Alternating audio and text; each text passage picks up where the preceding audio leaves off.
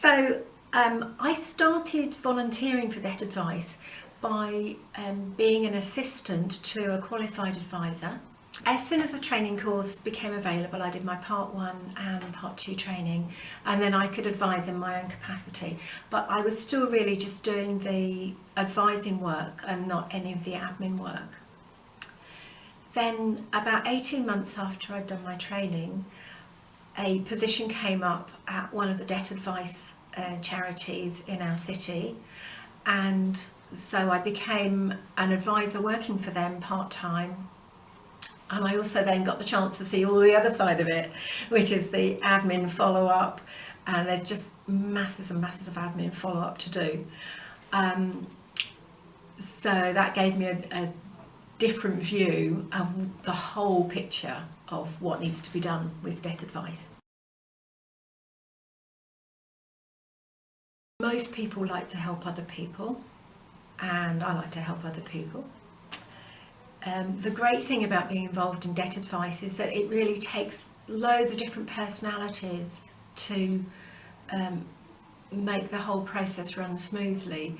So even though I can be a bit techie, and I like the computer work, and I like the attention to detail that you really have to get to grips with, I complement someone who's a bit more pastoral and a bit more caring, which is not to say that I'm completely cold-hearted, but I can be a bit list-driven, a bit task-driven. But because I'm working with another advisor, or even if they're not fully qualified yet, I'm working with someone else that brings a different personality to it, and I find that we complement each other really well.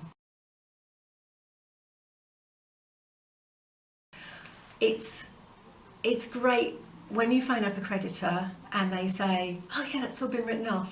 Yeah, it's gone," and you think, "Yeah, brilliant." Or when you phone up the council and they say, "Oh yeah, we've done a discretionary council tax award and you don't need to worry about that debt anymore." But a lot of the satisfaction comes from seeing the changes that our advice and the action the client takes has on their own life.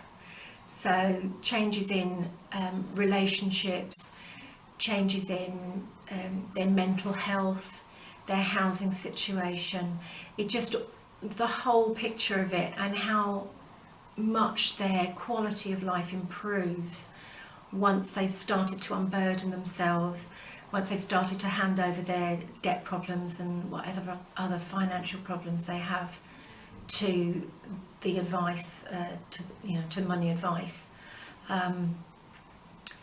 That's really where the satisfaction comes from for me. Some of our clients do need a lot of long-term support, especially if they don't have very good financial capacity, or if they do have some long-term mental health problems or something like that.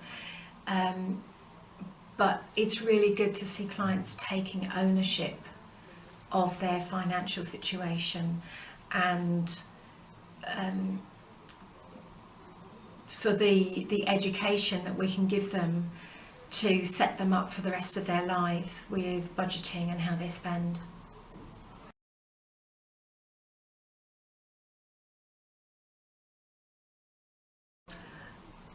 Firstly, I would say that you don't need to go through all the training to be able to help. And certainly in our debt advice centre that I work for, we can use people all the time just doing admin work in the office, so anyone that's free during daytime can help us out.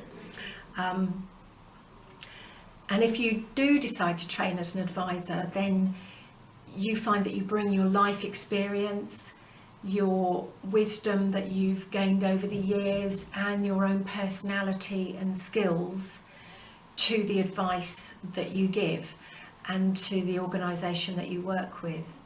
And it's very satisfying being able to offer clients freedom from debt and hope for the future.